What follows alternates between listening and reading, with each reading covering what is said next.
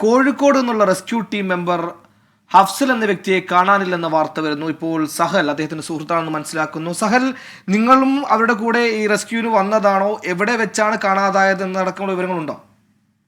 ഇല്ല, ഞാൻ ആ റെസ്ക്യൂ ടീമിന്റെ കൂടെ വന്നല്ല. ഇയാള് ഇങ്ങനെ ഗ്രൂപ്പിൽ അപ്ഡേറ്റ് ചെയ്യാറുണ്ടായിരുന്നു സംഭവം. ഇപ്പോ കുറച്ചു മുമ്പേ ഇപ്പൊ ആകെ ലോക്കാണ്, ഫോണിൽ ചാർജ് ഇല്ല എന്നൊക്കെ പറഞ്ഞിരുന്നു. ലാസ്റ്റ് അപ്ഡേറ്റ് ചെയ്ത് ഏകദേശം എപ്പോഴാണ് സഹൽ? ലാസ്റ്റ് അപ്ഡേറ്റ് ചെയ്ത് ഒരു 11 ഒരു പറയാണെങ്കിൽ രാത്രി 11 മണിയാണോ? ഇല്ല, ഞാൻ പറഞ്ഞുതരാം, ഇപ്പം പറഞ്ഞേ. ഒരു 11:45 ആ ടൈം ആവുമ്പോഴാണ് ലാസ്റ്റ് അപ്ഡേറ്റ് ചെയ്തത്. രാത്രി 11:45 അല്ലേ? അതെ. ആ സമയത്ത് എവിടെയാണ് ഈ ദൗത്യ സംഘത്തോടൊപ്പം എവിടെയുണ്ട്, അങ്ങനെ എന്തെങ്കിലും വിവരങ്ങൾ നൽകിയിട്ടുണ്ടോ? കറക്റ്റ് അറിയില്ല. ഏകദേശം മേപ്പാടി ആ ഭാഗത്താണെന്ന് തോന്നുന്നു. ഒരു WG കാഡറ്റ്സ് എന്ന് പറഞ്ഞിട്ടുള്ള ടീമിന്റെ കൂടെയാണ് അവന്. മെഡിക്കൽ ടീമിന്റെ കൂടെ ആയിരുന്നു.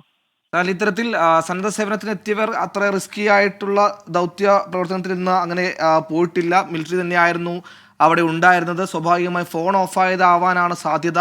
എന്നിരുന്നാലും നമുക്ക് പരിശോധിക്കാം. നമ്മുടെ പ്രതിനിധികൾ ഈ സന്നദ്ധ പ്രവർത്തനം നടത്തിയവരുടെ കൂടെയൊക്കെ ഉണ്ട്. അവർ ഈ ദൃശ്യങ്ങൾ കണ്ടിട്ടുണ്ട്. ആ കൂട്ടത്തിൽ എവിടെയെങ്കിലും ഉണ്ടെങ്കിൽ സാഹലുമായി ബന്ധപ്പെടാൻ പറയാം. നമുക്ക് പരിശോധിക്കാം സാർ.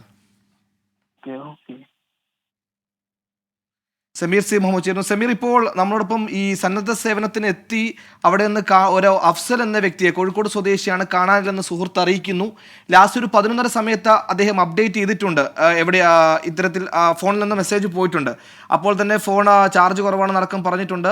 അത്തരത്തിൽ അഫ്സൽ എന്ന വ്യക്തി അവിടെ ഉള്ളതായി എന്തെങ്കിലും വിവരങ്ങളുണ്ടോ? ഈ ദൃശ്യങ്ങൾ കാണിച്ച് അവിടെയുള്ളവർക്ക് ഈ അഫ്സലിനെ കണ്ടതായി ഓർക്കുന്നുണ്ടോ? അങ്ങനെ എന്തെങ്കിലും നമുക്കൊന്ന് അറിയാൻ കഴിയുമോ?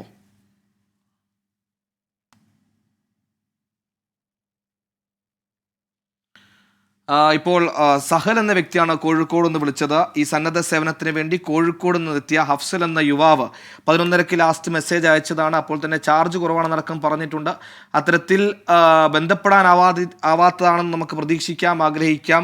അദ്ദേഹത്തെ കാണാനില്ലെന്ന് സുഹൃത്ത് പറഞ്ഞിരിക്കുന്നു. ഇപ്പോൾ അഭിജിത്ത് പുഴക്കുന്നുകൂടി വിശദാംശങ്ങളുമായി ചേരുന്നു. അഭിജിത്ത്, നിലവിൽ അഭിജിത്ത് എവിടെയാണ് ഉള്ളത്? ഇനിയിപ്പോൾ നാളെ ഏകദേശം, അതായത് രാവിലെ തന്നെ, ഇപ്പോൾ കാലാവസ്ഥ ഓക്കെയാണെന്ന് കരുതുന്നു, മഴ കുറവാണെന്ന് മനസ്സിലാക്കുന്നു. നാളെ ഏകദേശം എത്ര മണിയോടുകൂടി രക്ഷാപ്രവർത്തനം തുടങ്ങും? അത്തരത്തിൽ എന്തെങ്കിലും വിവരങ്ങളുണ്ടോ? അവിടുത്തെ ഒരു അന്തരീക്ഷം എങ്ങനെയാണ്? കോടയൊക്കെ മൂടിക്കിടക്കുകയാണോ ഇപ്പോഴും?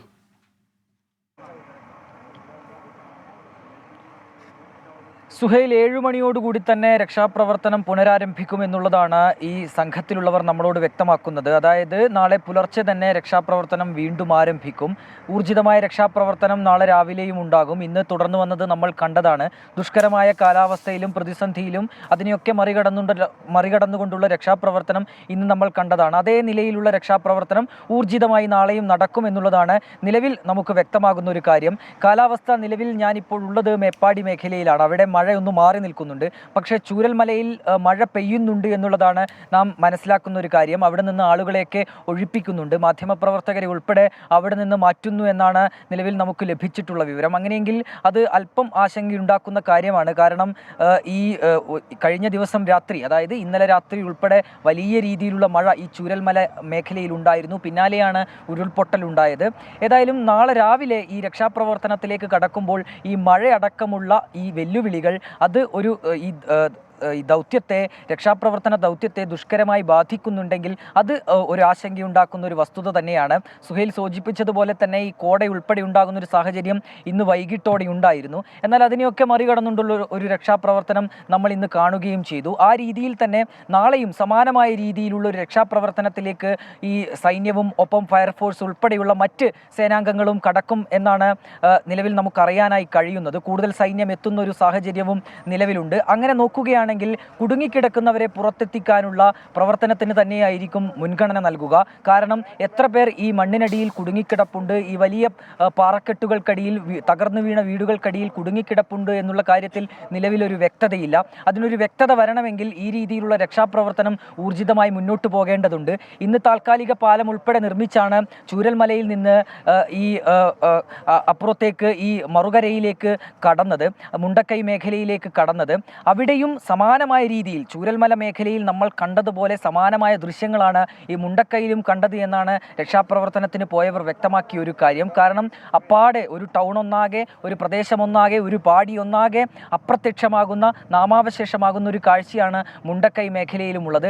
അങ്ങനെയാണെങ്കിൽ ഈ ദുരന്തത്തിൻ്റെ ഒരു വ്യാപ്തി അത് വളരെ ആശങ്കയുണ്ടാക്കുന്ന ഒരു കാര്യം തന്നെയാണ്. പക്ഷേ അങ്ങനെയൊന്നും സംഭവിച്ചിട്ടുണ്ടാകല്ലേ എന്നുള്ളൊരു പ്രാർത്ഥന മാത്രമാണ് നിലവിൽ ഉയരുന്നത്. കാരണം ഒരു പക്ഷേ ആ രീതിയിൽ ഏതെങ്കിലും തരത്തിൽ ഒരു ഭാഗത്തേക്ക് ഈ രീതിയിൽ ഈ മലവെള്ളപ്പാച്ചിലൊക്കെ കാണുന്നൊരു ഘട്ടത്തിൽ മറ്റെവിടേക്കെങ്കിലും സുരക്ഷിതമായി കൂടുതൽ പേർ മാറിയിട്ടുണ്ടാകട്ടെ, അല്ലെങ്കിൽ ആ രീതിയിലുള്ള ഒരു പ്രാർത്ഥന തന്നെയാണ് നിലവിൽ ഉണ്ടാകുന്നത്.